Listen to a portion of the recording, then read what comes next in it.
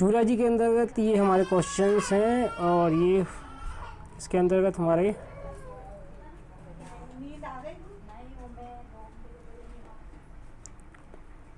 पहला क्वेश्चन है growth in the first 10 to 13 years of age control by the LH hormone, thyroxine hormone, thiamine hormone, ADH hormone. तो इसका सही answer वो है आपका थायमिन हार्मोन। थायमिन हार्मोन के द्वारा आपका 10 से 13 साल की उम्र में ग्रोथ को कंट्रोल किया जाता है।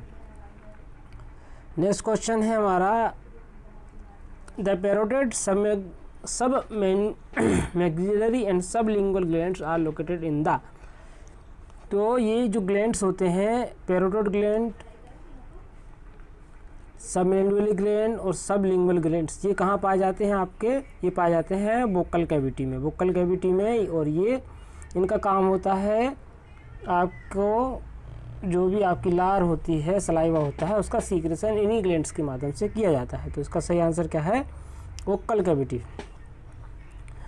बढ़ते हैं नेक्स्ट क्वेश्चन की तरफ और देख लेते हैं नेक्स्ट क्वेश्चन क्या है। हमारा नेक्स्ट क्वेश्चन है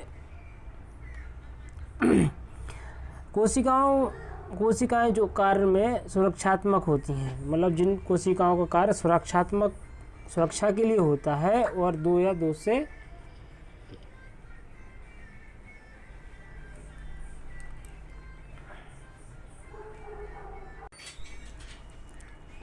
तो वो कोशिकाएं कौन सी कहलाती हैं? वो कहलाती हैं आपकी compound epithelium.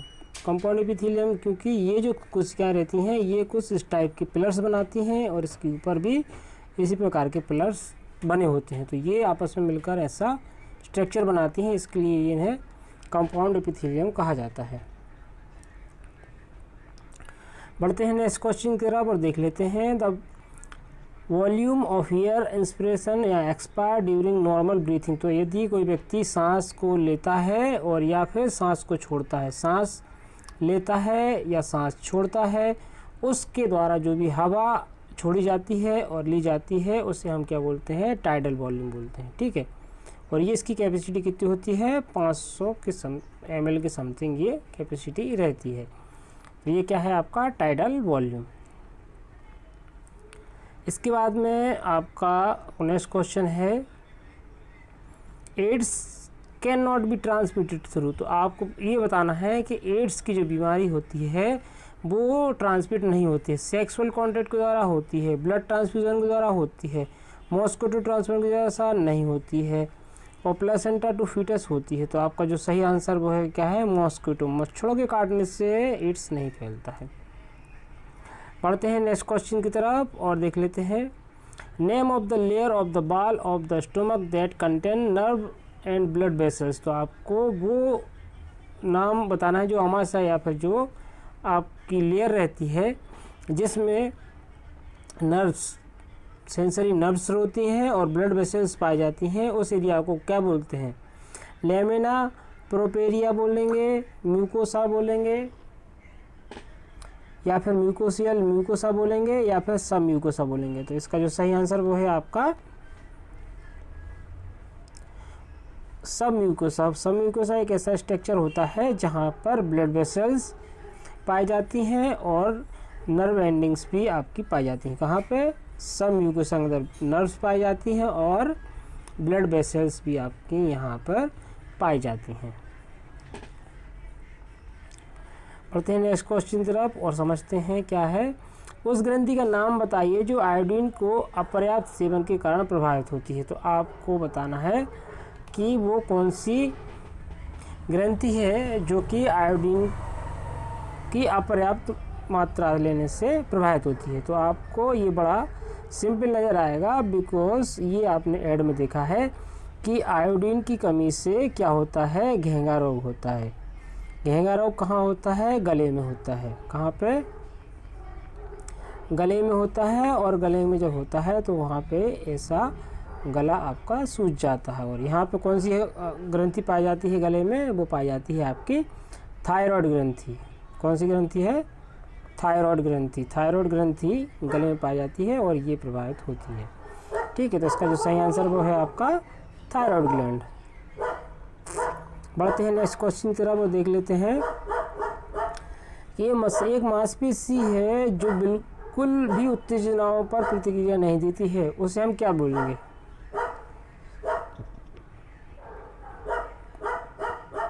Tetanus, Sumerian, rigour mortis या फटीग?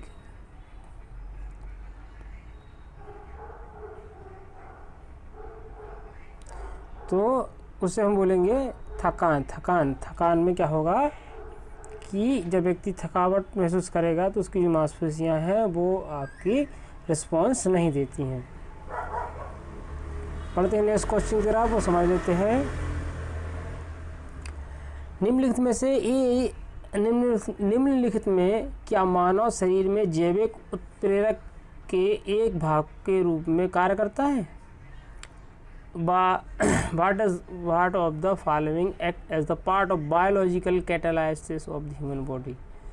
तो वो क्या होता है आपका, वो होते हैं विटामिन्स जो रहते हैं वो बायोलॉजिकल एक्टिविटीज़ में वर्क करते हैं। इसके अलावा फैट, कार्बोहाइड्रेट्स और शुगर ये हमें क्या करती हैं, ये हमें एनर्जी देती हैं, बॉडी के लिए क्या देती हैं, एनर्जी देती हैं। और जो विटामिन्स होते हैं वो हमारे अदर वर्ड्स में बहुत इम्पोर्टेंट रोल प्ले करते हैं। ठीक है,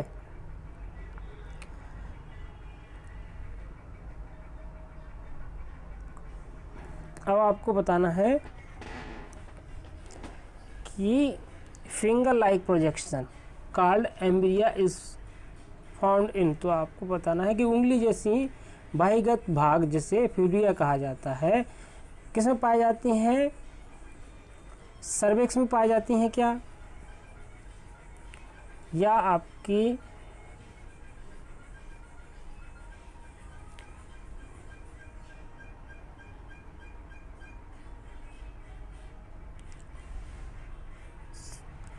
इन्फेंडिबुलम में, स्थिमस में, एम्पुलम में? तो ये कहाँ पाई जाती हैं? इन्फेंडिबुलम में। और इसका जो रोल रहता है, एक इम्पोर्टेंट रोल अदा करती हैं जब फीमेल्स का ओवम रिलीज़ होता है। तो ये फिंगर लाइक्स जो भी संरचना होती है ये आपके ओवम को जो यूटेरस होता है वहाँ पर प्लेसमेंट में मदद करती हैं। ठीक है, तो ये फिंगर लाइक की जो संरचना है वो कहाँ काम आती है? यूटेरस में। और ये कहाँ पाई जाती है? आपकी इन्फेंडिबुलम में पाई जाती है।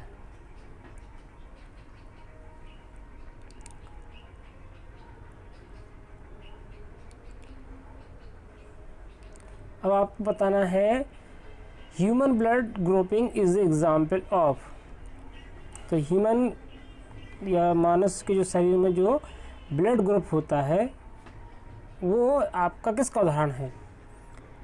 लक्षण को नियंत्रित करने वाला 3 विकल्प होता है, या फिर लक्षण को नियंत्रित करने वाला कोई विकल्प नहीं होता है, या फिर 2 लक्षण को नियंत्रण करने वाले 2 विकल्प ही होता है, या फिर लक्षण को नियंत्रण करने वाला 1 विकल्प होता है। तो ये क्या होता है? 3 विकल्प वाला होता है, 3 एलिमेंट्स गवर्नमेंट एक्टर। और ये 3 कौन से होते हैं? ए, बी और ओ, ये 3 इसमें 3 प्रकार के 3 एलाइंस इसमें पाए जाते हैं। इसके अलावा प्लस और माइनस इसके अलग से होते हैं।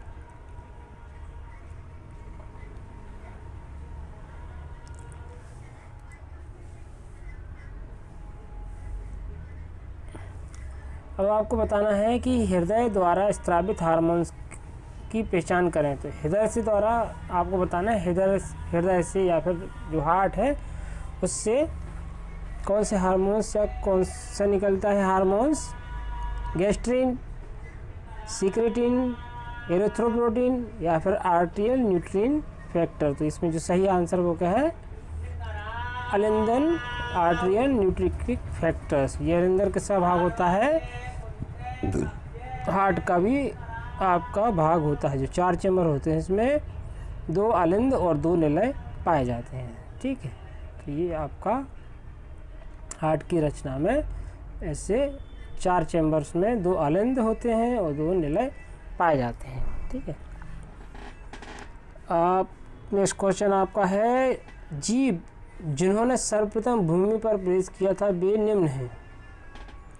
तो आपको बताना है कि वो कौन से जीव हैं जिन्होंने सर्वप्रथम भूमि पर प्रवेश किया था। क्या वो प्लांट थे या फिर एनिमल थे या जीवाणु थे या फिर वायरस थे। तो इसका जो सही आंसर है वो है आपके प्लांट। प्लांट सबसे पहले आए थे पृथ्वी पर, उसके बाद में जीवाणु या फिर जीव जंतु आएंगे।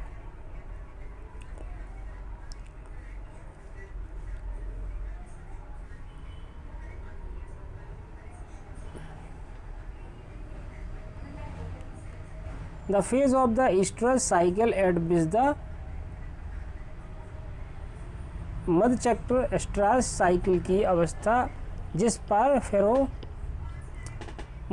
स्रावित होता है वो क्या होता है, डायस्ट्रस मध्यहास या फिर मध्य। उसका सही आंसर क्या है, एस्ट्रस मध्य, इसका जो है वो सही आंसर है। ठीक है, क्वेश्चन 15 देख लेते हैं। भारत में वर्तमान जनसंख्या वृद्धि दर भयावह है, इसे नियंत्रण रखने का तरीका कौन सा है। तो ये जो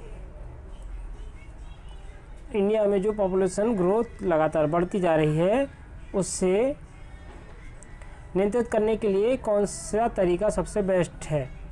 तो केवल विवाह योग्य आयु बढ़ाने से क्या ये रुक जाएगी, या फिर केवल अनियंत्रित जनसंख्या वृद्धि के परिणामों के बारे में लोगों को शिक्षित करें, या फिर उपयुक्त सभी, या फिर केवल जन्म नियंत्रण उपायों का उपयोग को बढ़ावा दिया जाए। तो इसका जो सही आंसर है वो ऑल ऑफ दो, सभी प्रकार के उपाय कराना इसके लिए बहुत ज़रूरी है, तभी आप उसको रोक सकते हैं।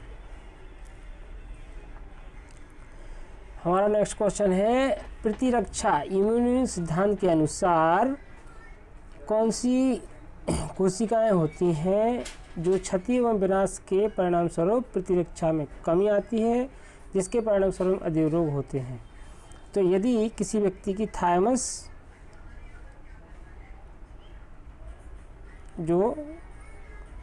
ग्रंथि होती है, यदि उसमें किसी प्रकार की प्रॉब्लम हो जाए तो इसके परिणाम स्वरूप अधिक रोग उत्पन्न होना स्वाभाविक है, बिकॉज इसमें इम्यूनिटी की कमी आ जाती है। ठीक है, तो बढ़ते हैं नेक्स्ट क्वेश्चन की तरफ और देख लेते हैं कि BPR 322 में P फर्स्ट और PU फर्स्ट स्थलों के माध्यम एक जीन ऑफ इंडस्ट्री को क्लोन किया जाता है। परिणामी प्लाज्मिड में प्रतिजैविक युक्त माध्यम में वृद्धि करने की क्षमता होती है। तो इसका जो सही आंसर आपको पता है tetracycline only.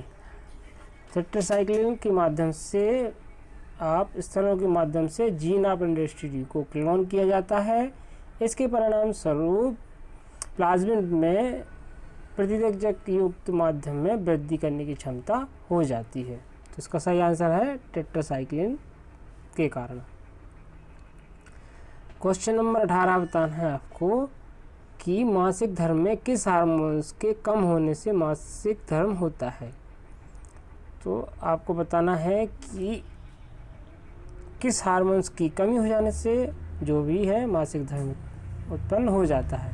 Progesterone, thyroxine, estrogen, follicular stimulator hormone. तो इसका जो सही आंसर वो क्या है आपका, प्रोजेस्टेरॉन की कमी होने से मासिक धर्म होता है। क्वेश्चन नंबर 19 है, किस समूह में प्रजनन की वृद्धि केवल लैंगिक होती है। तो इसमें आपके ऑप्शन है टेनोफोर, पेरीफेरा, प्रोटोजोआ या फिर सेलीटेट्रा। तो जो सही आंसर वो है आपका टेनोफोर के माध्यम जो रहता है उसमें प्रजनन की वृद्धि केवल लैंगिक होती है। क्वेश्चन नंबर 20 देख लेते हैं, निम्नलिखित में से कौन सी कैंसर कोशिका की विशेषता नहीं है। तो आपको बताना है कि निम्नलिखित जो दिए हैं इसमें से जो कैंसर सेल्स होती हैं उसकी विशेषता या उसकी प्रॉपर्टी नहीं है।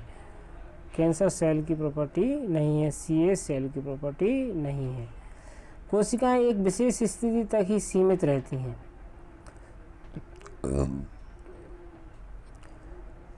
वे परस्पर संबंधन के गुणधर्म को खो देती हैं, वे स्थानांतरण का प्रदर्शन करती हैं, वे भेदन से नहीं गुजरती। तो ये जो पहला आंसर है कि ये कोशिकाएं एक स्थिति तक सीमित रहती हैं, ये गलत है। बल्कि ये कोशिकाएं जो होती हैं ये असीमित हो जाती हैं, ये सीमित नहीं रहती, ये असीमित हो जाती हैं और उनकी जो ग्रोथ होती है वो बढ़ती रहती है। ये असीमित हो जाती हैं, इनकी ग्रोथ बढ़ती रहती है। इसी कारण से कैंसर्स ये जो पेशेंट होते हैं उसमें ये प्रॉब्लम पर्टिकुलरली डेवलप होती है। ठीक है, क्वेश्चन नंबर 21 देख लेते हैं कि निम्नलिखित में से कौन सी लुप्त प्राय प्रजातियों के संरक्षण के लिए एक गैर सामाजिक ex situ संरक्षण विधि है। तो आपको बताना है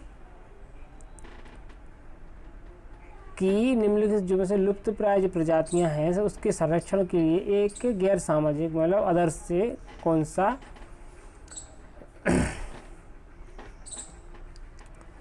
एक विधि है। तो जीव मंडल भंडारण,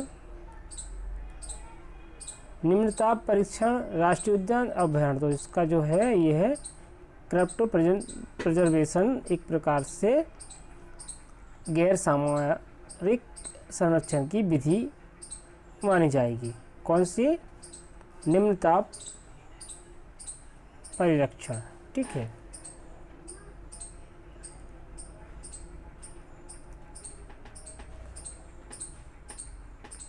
क्वेश्चन नंबर 22 है निम्नलिखित में से कौन खाने योग्य मीठे पानी फ्रेश वाटर की मछली है।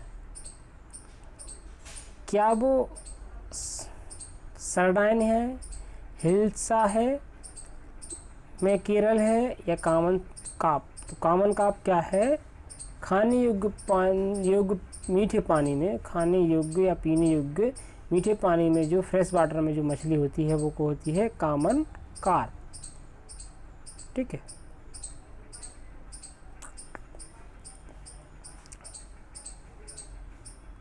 विच ऑफ द फॉलोइंग या फिर विच ऑफ द एनिमेलिया के व्यापक वर्गीकरण के लिए कौन सी विशेषता आधार नहीं है।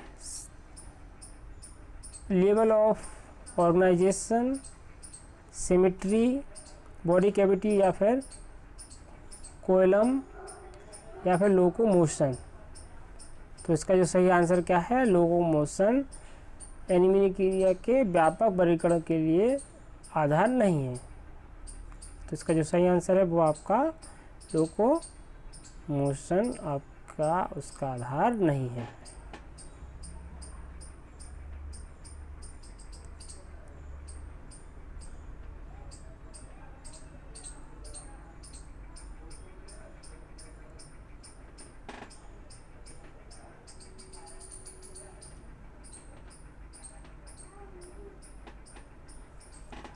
क्वेश्चन है निम्नलिखित में से किसके शरीर में कोलेजन की सबसे अधिक मात्रा होती है। कोलेजन सबसे ज़्यादा किस में पाया जाता है? इन्फेंट्स में, फीटस में, वृद्धों में या फिर एडल्ट पर्सन में। तो कोलेजन किस में पाया जाता है सबसे ज़्यादा? वयस्कों में। तो एडल्ट पर्सन्स में जो होता है वो कोलेजन की मात्रा सबसे ज़्यादा होती है। ठीक है,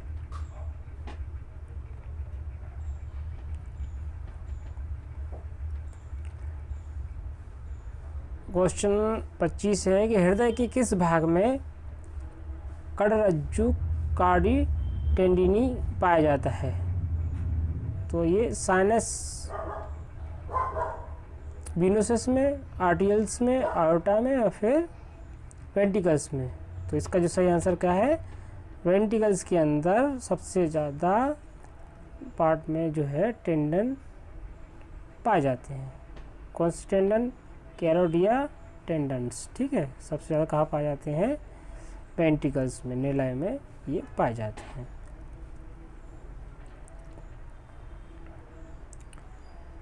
अब हमारा नेक्स्ट क्वेश्चन है किसी बच्चे में एक ही समय पर प्रोटीन और कुल भोजन कैलोरी मान की कमी होने पर एक बीमारी हो जाती है जिसे हम कहते हैं, क्या बोलते हैं? मिनेमेटा, मरासमस,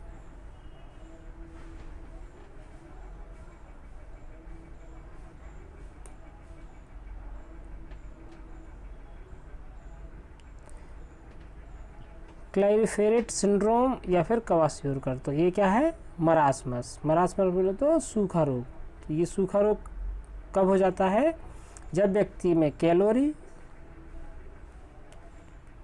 प्लस प्रोटीन दोनों की क्या हो जाए? कमी।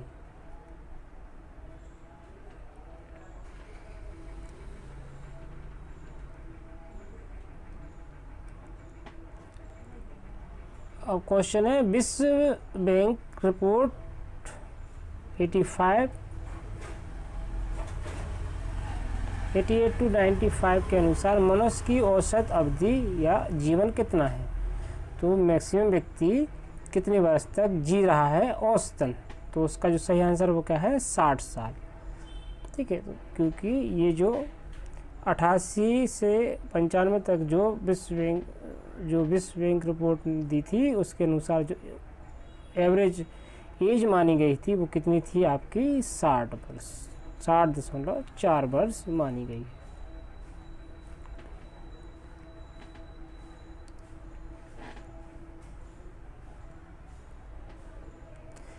इसके बाद है, एक व्यक्ति में रक्त प्लाज्मा प्रोटीन की आधार या फिर ट्रांसफ्यूज किया जाता था जिसे एक ऐसे व्यक्ति से एकत्र किया गया जो विशिष्ट एंटीजन के खिलाफ संक्रमित रूप से प्रतिरक्षित किया गया है। इस मामले में व्यक्ति को प्राप्ति होती। तो आपको बताना है कि यदि किसी व्यक्ति को किसी भी दूसरे व्यक्ति ने प्लाज्मा दिया हुआ है और जो पुराना वाला व्यक्ति है उसमें ऑलरेडी किसी बीमारी से लड़ने के लिए एंटीबॉडीज हैं, तो अब बताइए आपको कि उसमें जो एक व्यक्ति से जो दूसरे व्यक्ति में इम्यूनिटी मिलेगी वो कौन सी होगी? क्या वो एक्टिव होगी या फिर ऑटो इम्यून होगी या फिर पैसिव होगी या फिर एंटीबॉडी होगी? तो इसका जो आंसर है वो है आपका पैसिव। पैसिव का मतलब होता है किसी भी व्यक्ति से बनी बनाई एंटीबॉडी किसी दूसरे व्यक्ति में ट्रांसफ़र की जाए तो वो हो जाती हैं पैसिव एंटीबॉडी। ठीक है,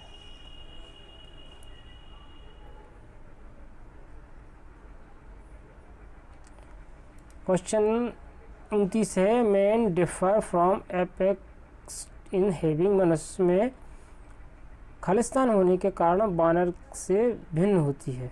तो आपको grasping hand, longer leg than arm, protesting jaw, wrist है बाल एंड सॉकेट जॉइंट। तो भाषाओं की तुलना में बंदरों में क्या होते हैं? पैर लंबे होते हैं। बंदरों में क्या होता है? मनुष्य में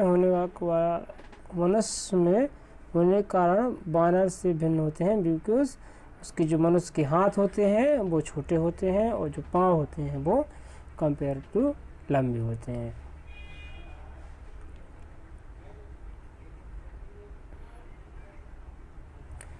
त्रिपद नामांकन नामों को संदर्भित करता है। क्या करता है? ट्राइनोमल नॉमिनिक्युलर रेफर टू द नेम। किसको दर्शाता है? प्रजातियों के स्तर से नीचे वर्गक को टैक्सा के लिए, पादक वर्गक टैक्सा के लिए, पशु वर्गक के लिए या फिर सूक्ष्म जीवों के लिए। तो ये है इसका जो सही आंसर वो है आपका प्रजातियों के स्तर से नीचे वर्गक को या टैक्सा के लिए दर्शाने वाला होता है। तो ये 30 क्वेश्चन आपके थे जूलॉजी से, और इसी प्रकार से आप नए नए क्वेश्चंस जो कि रिपीटेशन के चांसेस हैं हमारे इसी सीरीज में आप ये देख सकते हैं। तो मिलते हैं अब हम किसी अगले वीडियो में।